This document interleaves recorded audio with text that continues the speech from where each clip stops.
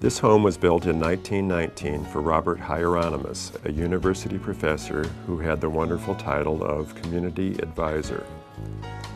The simple fact was that Hieronymus loved small-town Illinois.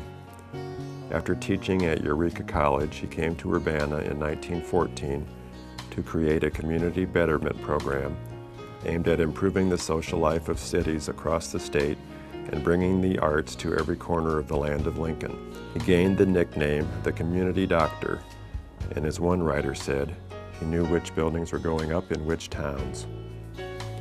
With his good friend, sculptor Laredo Taft, he organized annual caravans, sometimes 150 people or more, that traveled throughout the state, descending on communities to study their conditions and offer suggestions for improvement. Together, as one writer said in Rural American magazine in 1929, Dr. Hieronymus and Mr. Taft have done much to reveal to the people the beauty spots of Illinois. Many have been taught to see and appreciate the beautiful in its various forms. When it came to his own house, Hieronymus turned to Joseph Royer to design the house. The architect chose the Dutch colonial style, and it seems fitting. Beginning in the late 19th century, America began to look back romantically upon its colonial roots, and the country started reflecting this nostalgia in its architecture. When you think of a Dutch colonial house, perhaps the image that comes to mind is of a gambrel roof, in which the plane of the roof on both sides of the central ridge is broken halfway down, with the lower half of each side falling at a steeper pitch toward the eave. That is part of the house, but Royer's skill was to take common forms and add a quality of detail and proportion.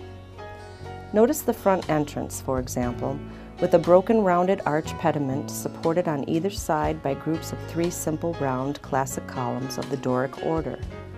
The entablature of the porch is also of the Doric order. Look up and you will see exposed rafters below the roof eaves. There are subtle brick coin details on the corners of the house. The east side of the house is a 1-story sunroom topped with a stone cap and a decorative stone balustrade inset into the wall. The east end of the house is terminated with a massive brick chimney. Robert Hieronymus lived here until his death in 1941. He once wrote, "We men on earth have here the stuff of paradise. It is enough. In all of these communities, we have the material out of which to build a heaven right here on earth." One suspects that he would have been pleased to see his home on a community building architectural tour.